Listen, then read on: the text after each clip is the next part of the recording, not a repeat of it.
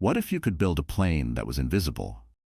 Not just hard to see, but functionally invisible to the very technology designed to hunt it.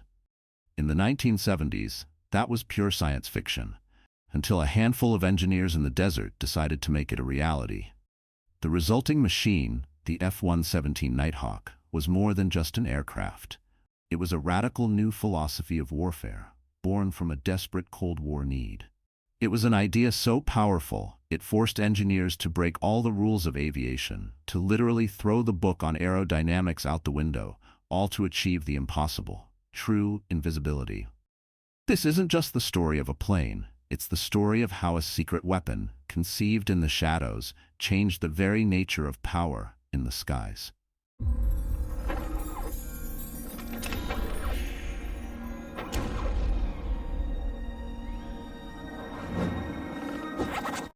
To understand where this impossible aircraft came from, you have to understand the fear that gripped the Pentagon during the Cold War. The skies over enemy territory were becoming a death trap. During the war in Vietnam, the United States Air Force and Navy had learned a brutal lesson. Soviet-supplied surface-to-air missiles, or SAMs, and the sophisticated radar networks that guided them had turned confident American pilots into reluctant prey. A web of steel and electronics and integrated air defense system could reach up and swat even the most advanced fighters and bombers out of the sky. Military planners knew that any future conflict with the Warsaw Pact would mean flying into an electronic meat grinder 100 times denser than anything seen over Hanoi. The conventional answer was electronic warfare. This involved strapping powerful jamming pods to aircraft to blind and confuse enemy radar. It was a high-tech game of cat and mouse, a constant battle of frequencies and countermeasures. But it was a loud solution. A jammer screams its presence across the electromagnetic spectrum, essentially shouting, "Here I am, come and get me." It was also an arms race. For every new American jammer, a new Soviet radar filter or technique was developed. The Pentagon needed a better answer. They needed a way to be quiet. They needed a way to be unseen. They needed a ghost. The key to unlocking this ghost came from the most unlikely of places, the enemy. In 1962, a brilliant but obscure Soviet physicist named Pyotr Ufimtsev published a paper titled Method of Edge Waves in the Physical Theory of Diffraction. To put it mildly, it was not a bestseller. The paper was highly theoretical, dense, and to the Soviet authorities it had no practical military value. So they published it in the open. That was a mistake. Ufimtsev had created a set of equations that could, for the first time, accurately predict how a radar wave would reflect off a two-dimensional shape, especially its edges. Years later, a Lockheed analyst at the company's legendary Advanced Projects Division, the Skunk Works, stumbled across a translation of this paper. While the Soviets saw no use for it, the engineers at Skunk Works saw the Holy Grail. They realized Ufimtsev's work could be used in reverse. If you could predict how radar reflects off a shape, then you could design a shape that reflects almost no radar back to the receiver. Instead of a gently curved aerodynamic form that bounces radar signals back in all directions like a distorted mirror, you could build an object made of flat panels, or facets. Each panel could be precisely angled to bounce incoming radar waves away from the source, like a disco ball reflecting light, but in a carefully controlled, directional way. In theory, you could create a shape that, to a radar operator, would be no bigger than a bird, or maybe even an insect. In the mid-1970s, the Defense Advanced Research Projects Agency, DARPA, quietly issued a challenge to the American aerospace industry. They wanted a testbed aircraft that was, for all intents and purposes, invisible to radar. It was a monumental task, but for Ben Rich, the head of Skunk Works, it was the kind of impossible challenge his division was built for. He assembled a small, elite team of engineers and mathematicians. Working in absolute secrecy, they used Ufimtsev's equations as their Bible. They designed an aircraft composed entirely of flat triangular panels. Their computer models showed it would have a radar cross-section, or RCS, about 1,000 times smaller than any existing aircraft. It was a revolutionary breakthrough in physics. Unfortunately, it was a complete and utter disaster in aerodynamics. When the team showed the design to a seasoned Skunk Works aircraft designer, his reaction was blunt. He reportedly looked at the bizarre, angular shape and said, "You want me to make that fly?" He then explained that every single surface, every sharp edge, every flat panel that made it invisible to radar also made it inherently unstable in the air. It had no curved wings to generate lift efficiently, no rounded fuselage to cut cleanly through the air. It looked less like a plane and more like a poorly folded piece of paper. The team nicknamed it the Hopeless Diamond. And this, in my opinion, was their single greatest mistake, to ever doubt their own insane genius.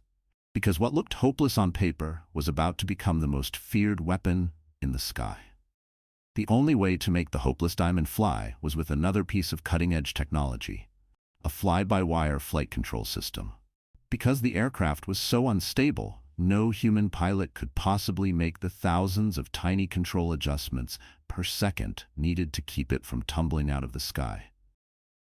So they hooked up the controls to a set of early supercomputers.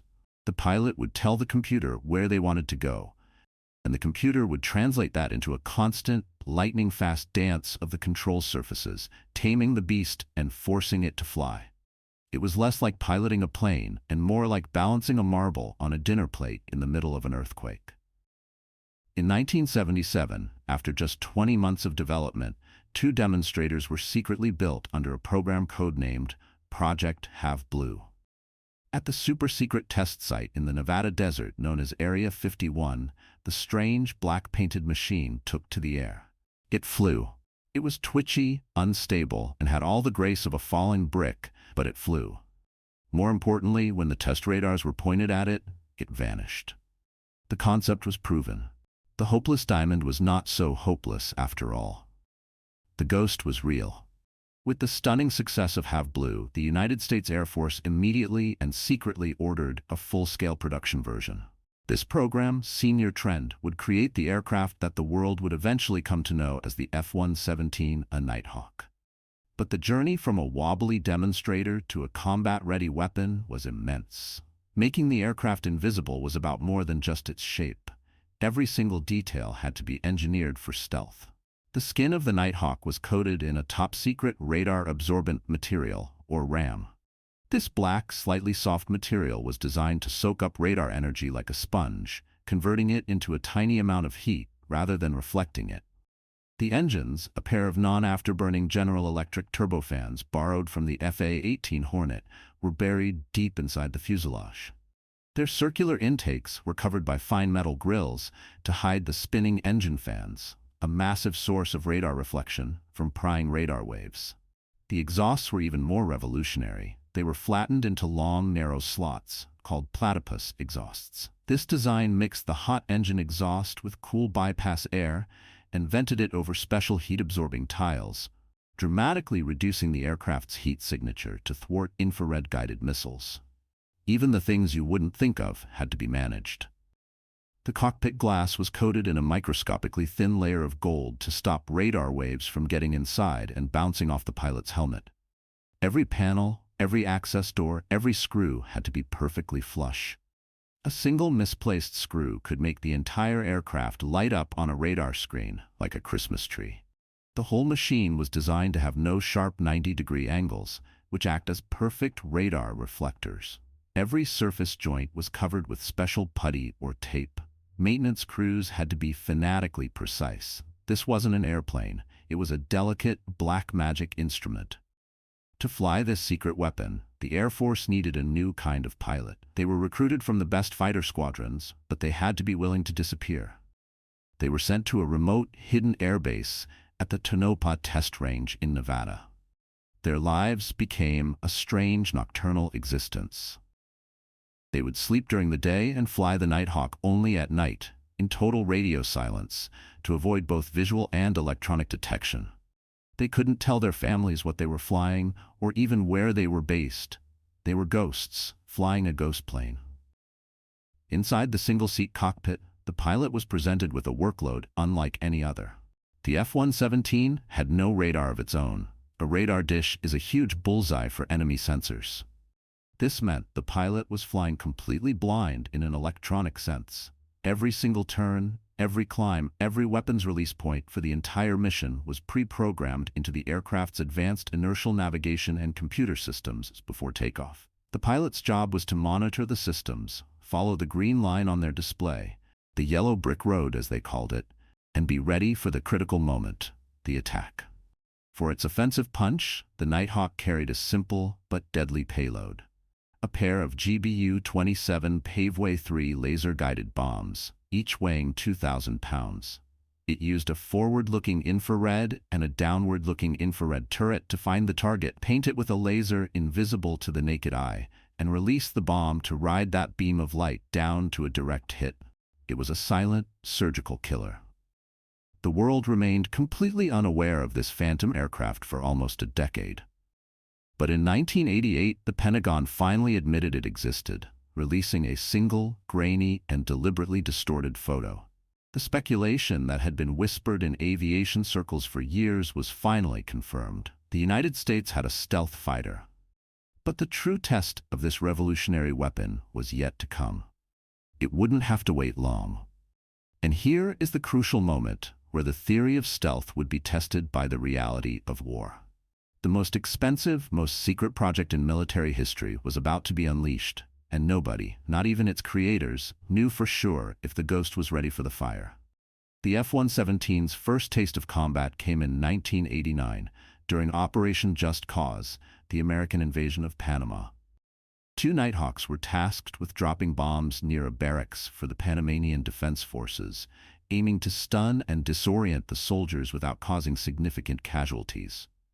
While the mission was technically a success, it was a somewhat shaky debut. One bomb missed its target due to a communications mix-up and pilot error. It was a learning experience. The real test, the final exam for the entire stealth concept, would come 2 years later. On the night of January 17, 1991, Operation Desert Storm began. The mission, to liberate Kuwait from the Iraqi forces of Saddam Hussein. The very first shots of the war were fired by the F-117 Nighthawk. A formation of the Black Jets slipped across the Saudi-Iraqi border, completely undetected. Their target was Baghdad, a city defended by one of the densest and most sophisticated air defense networks in the world. It was a fortress of radar, SAMs, and anti-aircraft guns. For any conventional aircraft, flying into downtown Baghdad would be a suicide mission. For the F-117, it was just another night at the office. While the main coalition air armada was still hundreds of miles away, the Nighthawks were already over their targets.